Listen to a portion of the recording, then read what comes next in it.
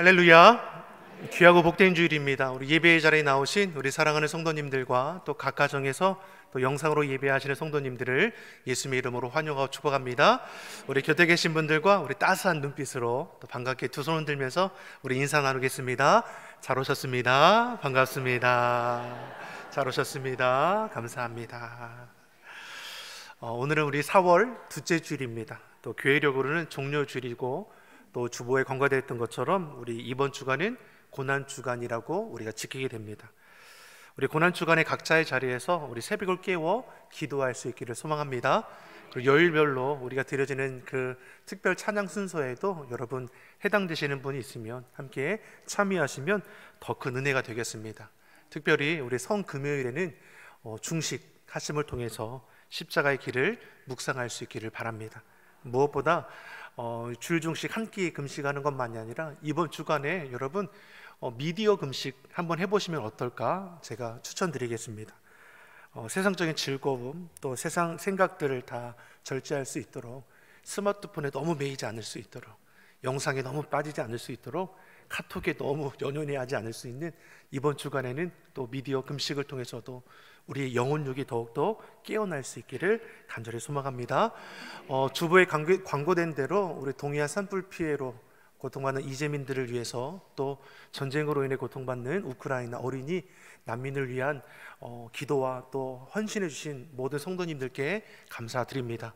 주부에 안내된 대로 많은 금액을 우리 성도님께서 기도하는 가운데 섬겨주셔서 우리 이번 주간에 교단을 통해서 안전하게 전달할 예정입니다. 계속해서도 저들의 평화와 또 회복을 위해서 또 계신 곳에서 기도해 주시고 또 우리의 섬김과 나눔을 통해 우리 심령에도 동일한 은혜가 있을 수 있도록 항상 깨어있는 우리 시온성교 온 성도가 되기를 다시금 소망합니다.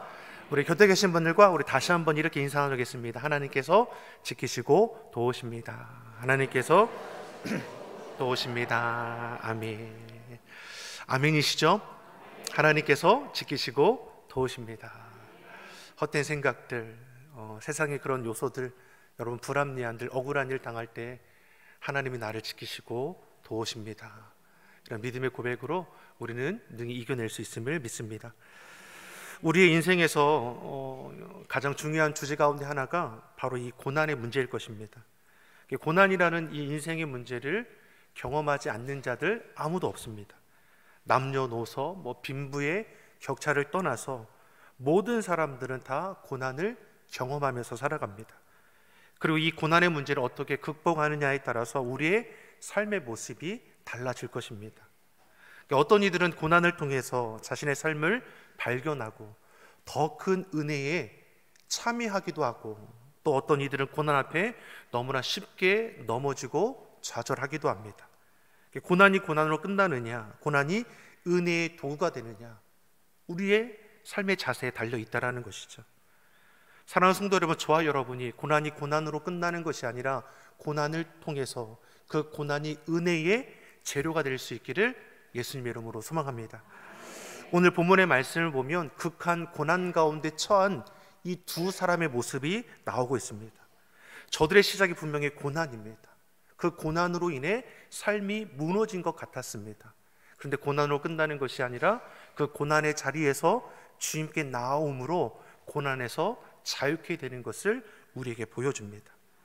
오늘 본문의 말씀의 시작이 참 급박하지 않습니까? 우리 18절의 말씀을 우리 같이 한번 보겠습니다. 본문 18절의 말씀 같이 읽어보겠습니다.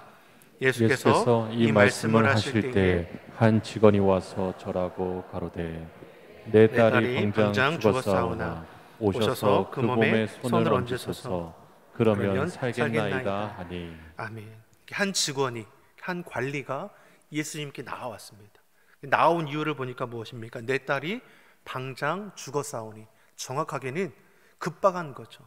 죽게 될 위기에 처한 자신의 딸입니다. 이 병을 고치고 싶지만 고칠 수 있는 그런 상황이 안 되는 것이죠. 이런 급박한 상황에 이 관리가 예수님께 나와 엎드렸다라고 말씀합니다. 이 관리가 누구이냐? 마가복음 5장 병행 구절을 보면 회당장 야이로라 말씀합니다. 회당장은 누구입니까? 지금의 회당, 교회와 같은 것이죠. 그러니까 이 회당을 모든 실무를 담당하는 책임자, 종교 지도자라고 우리는 볼 수 있습니다.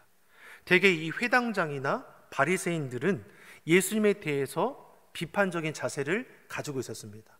왜 그렇습니까? 예수님께서 이들이 지키던 율법을 자꾸만 무시하고 혼란스럽게 하는 것처럼 보였기 때문입니다. 그런 회당장이 자신의 딸이 죽게 되었음에 예수님께 나아왔다라는 것이죠.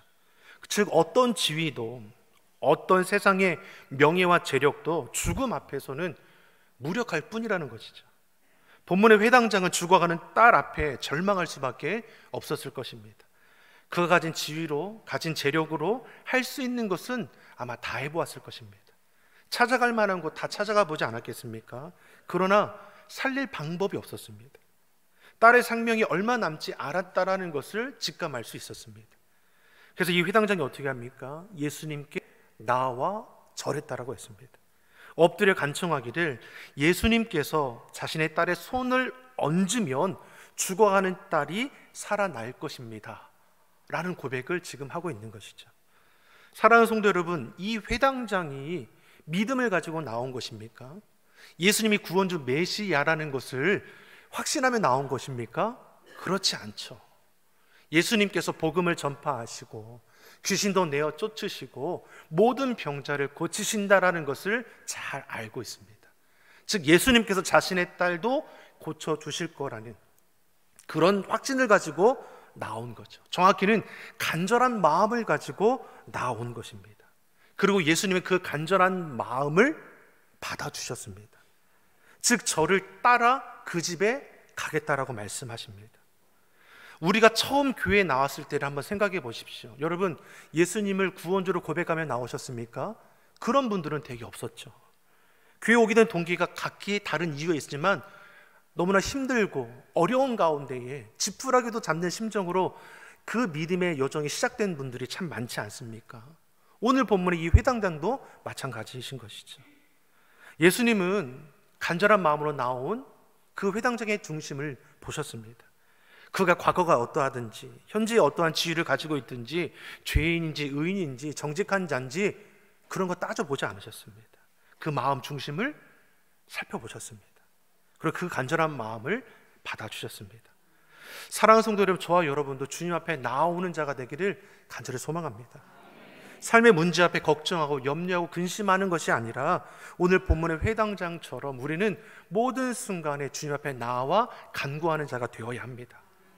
그는 믿음이 있어서 예수님께 찾아와 엎드린 것이 아닙니다. 딸을 향한 간절한 마음으로 붙들고자 했고 그 간절한 마음에 주님께서는 응답해 주시는 것을 우리에게 보여줍니다. 믿음 없는 자의 간절함도 예수님께서 들으시고 찾아가시는데 하나님의 자녀된 저와 여러분이 믿음을 가지고 간구하면 우리 주님께서 어떻게 우리 삶의 자리에 인도해 주시겠습니까? 사랑하는 성도 여러분, 믿음으로 간구하여 주님 앞에 응답받는 기쁨이 넘쳐나기를 예수님 이름으로 축원합니다. 예수님이 회당장의 집에 따라가는 가운데 어떤 일이 만나게 됩니까? 돌발적인 상황이 일어나게 되는 것이죠. 회당장 야이로는 긴급한 상황입니다. 왜 그렇습니까? 자신의 딸이 병으로 죽게 될 위기에 처해 있었습니다. 급박한 상황에 예수님을 모시고 가는 가운데 어떠한 사건이 이루어집니까? 한 10여 년 동안 혈루증으로 앓던 여인이 그 사이에 끼어 들어오는 것을 볼 수 있죠. 우리 본문 20절 21절의 말씀을 같이 한번 읽어보겠습니다. 12해를 혈루증으로 앓는 여자가 예수의 뒤로 와서 그 곶옷가를 만지니 이는 제 마음에 그 곶옷만 만져도 구원을 받겠다 함이라. 아멘. 이 여인이 12의 혈루증을 앓았다라고 말씀합니다. 성경학자들은 이 혈루증을 지금의 자궁출혈이라 표현을 합니다. 여인들은 잘 알 것 같아요. 자궁출혈 12년 동안 출혈이 멈추지 않았다라고 말씀합니다. 물론 지금은 의술이 발달했죠. 비타민도 먹고 철분제도 먹고 시술도 받고 수혈을 받아서 이 어려움을 잘 넘어갈 수 있을 것입니다. 하지만 당신은 어떻습니까? 병의 원인이 무엇인지 치료 방법도 모른 채 하루하루 힘겹게 살아갈 수밖에 없었다라는 것입니다. 그리고 마가복음 5장 25절 26절의 말씀을 보면 이 여인의 수고스러움을 이렇게 기록하고 있습니다. 우리 같이 읽어보겠습니다. 마가복음 5장 25절 26절 같이 읽겠습니다. 12회를 혈증으로 앓는 한 여자가 있어 많은 의원에게 많은 괴로움을 받고 있던 것도 다 허비하였으되 아무 효용이 없고 도리어 더 중하였던 차에. 아멘. 자, 12년 동안 이 여인이 자신의 질병을 고치고자 찾아다니지 않는 의원이 없었다라고 말씀합니다. 희망을 가지고 용하다는 의원들을 찾아간 것입니다. 그런데 오히려 괴로움을 받았다라는 것은 고침을 받기는커녕 더 그 몸의 병은 중하여졌고 가진 재산은 다 탕진하게 되었다 말씀하는 것이죠. 가진 재산도 다 잃고 병은 더 중하여진 것도 힘들지만 이 여인을 더 괴롭게 하는 것은 무엇입니까? 이 혈루병이 부정한 병이라는 것입니다. 혈루병에 걸린 사람만이 부정한 것이 아니라 그가 만나는 사람도 부정하게 되는 것이고 그가 만지는 것도 다 부정한 것이 되어버릴 것입니다. 그래서 당시에 유출병이나 혈루병에 걸리면 사람들과 함께 거주할 수가 없었습니다. 문둥병자와 같이 저들과 떨어져서 격리된 삶을 살아갈 수밖에 없었다는 것입니다. 이 유출이 피가 멈춰야지, 회복되어야지 다시 이전의 삶으로 돌아올 수 있는 것입니다. 그러니 이 여인은 어떻습니까? 가족들과 떨어질 수밖에 없었던 것이고 성 밖에 홀로 외로이 그 12년이라는 오랜 시간 동안 씨름할 수밖에 없었다라는 것이죠. 오늘 본문의 말씀은 인생의 고난을 우리에게 보여주고 있습니다. 우리도 고난 가운데 살아가지 않습니까? 고난을 경험하고 지금도 겪고 있을지 모릅니다. 건강의 문제, 경제적인 문제, 자녀의 문제, 관계의 문제, 우리 영혼의 문제까지도 우리 이 땅을 살아가면서 고난을 직면하며 살아가는 겁니다. 그리고 우리는 그것을 인생이라 또 표현하기도 합니다. 그럼 이 고난의 문제 앞에 우리가 어떻게 대처해야 하는가?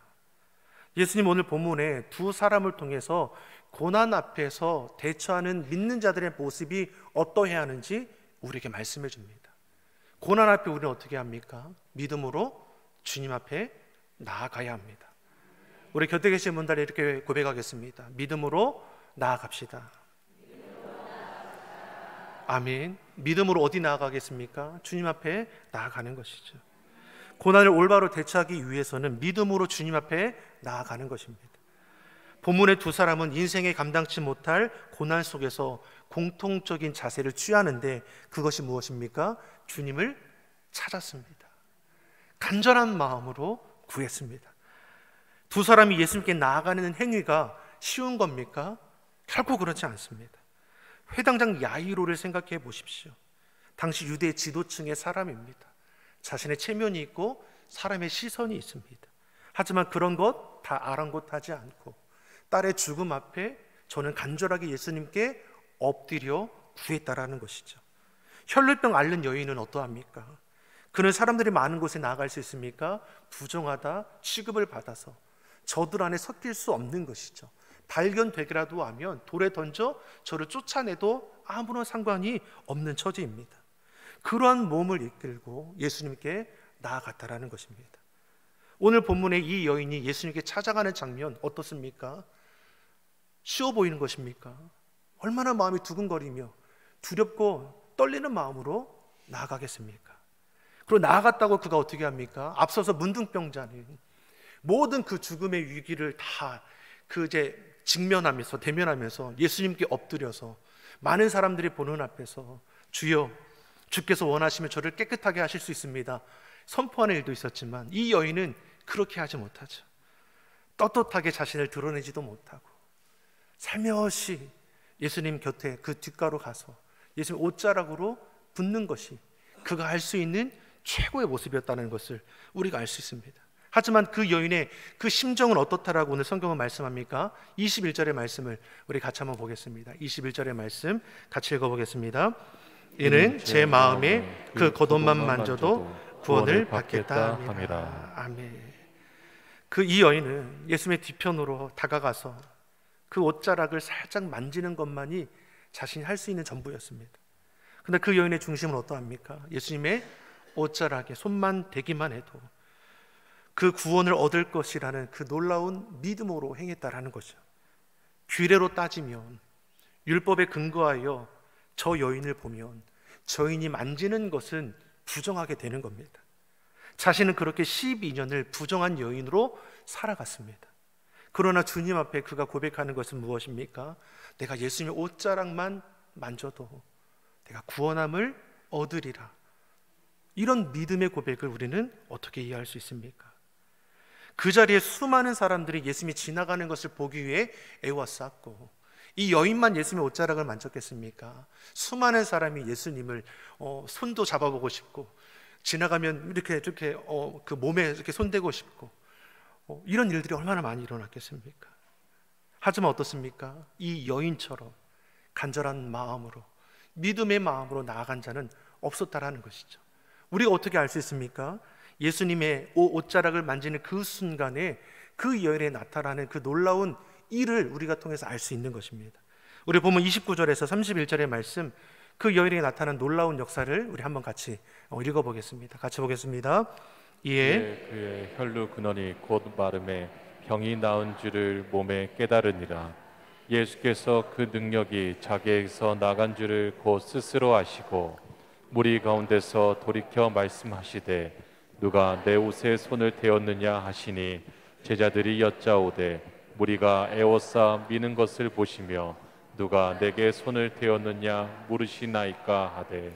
아멘. 이 여인이 예수님의 옷자락을 만지는 순간에 오랫동안 자신을 괴롭혔던 이 병이 나은 것을 즉각적으로 알았습니다. 그리고 병이 나은 것을 이 여인만이 아니라 예수님께서도 아셨다라고 말씀합니다. 예수님께서 능력이 나가신다는 것을 예수님께서도 아시고 둘러서 말씀하시는 것이 무엇입니까? 누가 내 옷에 손을 대었느냐.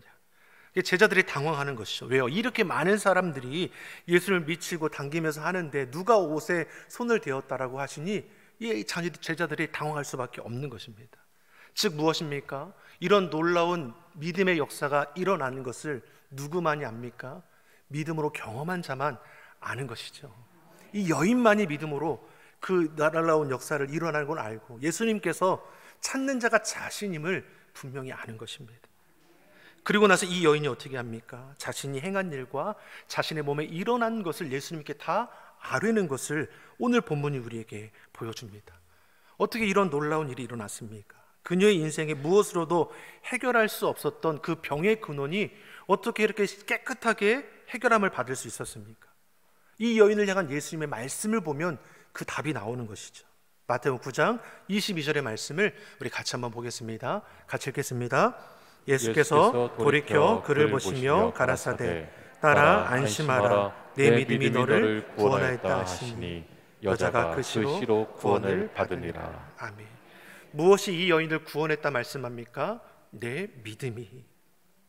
어떤 믿음입니까? 예수님의 옷자락만 만져도 자신의 병이 나을 것이라는 그런 믿음입니다. 오늘 우리에게도 이러한 믿음이 필요합니다. 이 여인은 그날 병고침만 받았던 것이 아니라 그 구원함까지도 얻었음을 말씀합니다. 예수님은 내 믿음이 너를 구원하였다. 내 믿음이 너를 구원하였다. 이 믿음은 오직 예수님만이 우리의 모든 문제를 해결할 수 있는 분임을 우리에게 보여줍니다. 주님은 이 믿음만이 우리를 고난 가운데 건져줄 수 있다라고 말씀하는 것입니다. 사랑하는 성도 여러분, 우리가 이 땅을 살아가다 보니까 세상의 방식과 기준에 우리가 붙들리지 않습니까? 이렇게 하면 될 것 같고 저렇게 하면 될 것 같고 내 살아온 그런 경험들, 세상의 방법들을 의지할 때가 얼마나 많이 있습니까? 하지만 오늘 말씀을 통해서 우리에게 주님께서 말씀하고자 하는 것이 무엇입니까? 너가 의지하고 있는 것이 무엇이냐? 너희가 지금 붙들고 살아가는 것이 무엇이냐? 내 믿음이 너를 구원하였느니라. 믿는 자만이 갈 수 있는, 얻을 수 있는 놀라운 은혜의 길을 우리에게 말씀해 주십니다. 사랑하는 성도 여러분, 저와 여러분 예수님 믿어 구원받은 하나님의 자녀입니다. 우리는 이 믿음을 선포하는 자가 되어야 합니다. 고난이 주는 유익이 무엇입니까? 고난 속에 주님 앞에 나아가도록 이끌어 간다는 것입니다. 이스라엘 백성들이 출애굽하여 약속의 땅 가나안으로 들어가기까지 광야에서 40년을 생활하게 됩니다. 그 광야에서 그 고통스러운 그 시간 속에 하나님께서 저들을 연단하시죠. 어떤 연단입니까? 어떠한 경우에도, 어떠한 상황에도 하나님을 의지하고 믿고 신뢰하는 연단을 저들 가운데 하십니다. 낮에는 구름 기둥으로 지켜주시죠. 밤에는 구름 기둥으로 보호해 주시죠. 불 기둥으로 보호해 주시죠. 저들이 연약할 때, 마실 물이 없을 때 반석을 내어 물을 내어주지 않습니까? 먹을 양식을 구할 때 매일매일 일용할 양식을 거둘 수 있도록 만나를 저들 가운데 허락하셨습니다. 즉 믿는 자들, 하나님의 의지하여 나아가는 그 삶을 주님께서 어떻게 인도하시고 채워주시는지를 보여주셨다는 것이죠. 그렇게 다 연단받은 후에 가나안 땅에 입성하게 되고 하나님과 동행함으로 그 가나안 땅을 정복할 수 있지 않았습니까? 이 땅을 살아가는 저와 여러분도 동일한 은혜가 임할 줄 믿습니다. 하나님이 우리와 함께 하시고 주님이 우리와 앞서가셔서 악한 것을 대적하시니 우리는 능히 이기는 삶을 살아가게 될 것입니다. 오늘 본문에서 혈류병으로 고통받던 이 여인을 통해서도 고난이 올 때 낙심하지 말고 포기하지 말 것을 말씀합니다. 12년 동안 혈류증으로 고통받지 않습니까? 그 몸이 더 둥하여지고 다진 모든 것을 다 잃어버리고 어떻게 보면 마지막 때 예수님을 찾아온 것이죠. 그럼에도 그 마음을, 그 믿음을 기뻐 받아주시고 저의 삶을 회복되게 하셨습니다. 다시 말해 우리가 이 말씀을 통해 우리가 생각하는 것이 무엇입니까? 이왕이면 빨리 주님께 나아가면 얼마나 좋습니까? 12년 동안 그렇게 고통의 세월을 보내지 않고 정말 더 빨리 주님의 은혜 가운데 참여했다면 이 땅 가운데 삶이 유지될 동안 하나님의 그 은혜 가운데 얼마나 더 큰 일을 행할 수 있었겠습니까? 사랑하는 성도 여러분, 우리는 늘 모든 일에 주님 앞에 나아가 주의 영광을 바라볼 수 있기를 간절히 소망합니다. 그리고 영혼 구원을 위해서 계속해서 기도하십시오. 많은 영혼들이 헛된 것에 빠져 있지 않습니까? 저들이 마지막 때에 구원받는 것이 아니라 주님의 그 생명이 더욱더 주님께서 허락하신 그날까지 함께 신앙의 기쁨을 나누고 하나님 나라에 참여할 수 있도록 우리가 그 영혼을 위해서도 계속해서 기도할 수 있기를 간절히 소망합니다. 두 번째로 고난 문제 앞에 어떻게 합니까? 우리는 예수님의 그 행함을 믿고 신뢰해야 합니다. 회당장 야이로의 입장에서 보면 어떻습니까? 정말 자신의 딸이 금방이라도 죽게 될 그 위기 상황 속에서 예수님께서 이것저것 따지지 않으시고 그 자신을 따라서 자신의 집으로 지금 가고 있는 것이죠. 그 과정 가운데 누구를 만나게 됩니까? 12년 동안 혈루병 걸린 이 여인을 만나게 됩니다. 다시 말해 지체하게 되는 것이죠. 회당장이 그 마음이 급하지 않겠습니까? 금방이라도 예수님께 다가가 예수님께서 자신의 그 병든 딸에게 손을 얹어서 고쳐주셔야 하는데 이렇게 지체가 되면 어떻게 될까? 그 마음이 급한 것이죠. 근데 아니나 다를까 어떻습니까? 오늘 말씀을 보면 특별히 그 마가복음 5장 병행 구절을 보면 예수님께서 이 혈루병 걸린 여인과 이야기하는 중에 회당장의 집에서 사람이 찾아와 하는 말이 무엇입니까? 우리 마가복음 5장 34절 36절의 말씀입니다. 같이 한번 보겠습니다. 예수께서 가라사대 딸아 내 믿음이 너를 구원하였으니 평안히 가라. 내 병에서 놓여 건강할지어다. 아직 말씀하실 때에 회당장의 집에서 사람들이 와서 가로되 당신의 딸이 죽었나이다. 어찌하여 선생을 더 괴롭게 하시나이까? 예수께서 그 하는 말을 곁에서 들으시고 회당장에게 이르시되 두려워 말고 믿기만 하라 하시고. 아멘. 자, 어떤 일이 벌어집니까? 자신의 딸이 죽었다라는 소식을 듣게 됩니다. 집에서 찾아온 사람들도 더 이상 예수님을 괴롭게 하지 말라고 하는 말이 무엇입니까? 이제 딸이 다 죽었고 예수님께서 찾아오셔도 이제 아무런 수가 없으니 이제 빨리 오시라는 거죠. 예수님은 두시고 빨리 집으로 가자고 이제 얘기하시는 것이죠.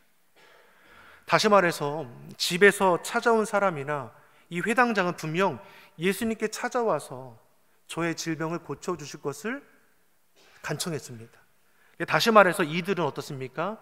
예수님이 능력이 있는 분이라는 것을 알았다라는 것이죠. 모든 병든 것을 고칠 수 있는 능력 있는 선생으로 보았다라는 것입니다. 그런데 어떻습니까? 이제 죽게 되었으니 이제 모든 것이 소용이 없으니 이제 예수님은 두고 어서 속히 가자고 하는 말은 무엇입니까? 예수님이 죽은 자도 살릴 수 있는 구원주 메시아로는 여기지 않았다라는 것을 우리에게 보여주는 것입니다. 딸이 죽었다는 소식을 듣고 낙심하는 회당장을 예수님께서 하시는 말씀이 무엇입니까? 두려워 말고 믿기만 하라는 것입니다. 두려워 말고 믿으라라고 말씀하시죠. 내가 보이리라 말씀하시는 것입니다. 예수님께서 회당장과 함께 집에 들어가십니다. 집에 들어가니까 어떤 일이 일어나고 있습니까? 본문 23절의 말씀을 같이 한번 보겠습니다. 같이 보겠습니다.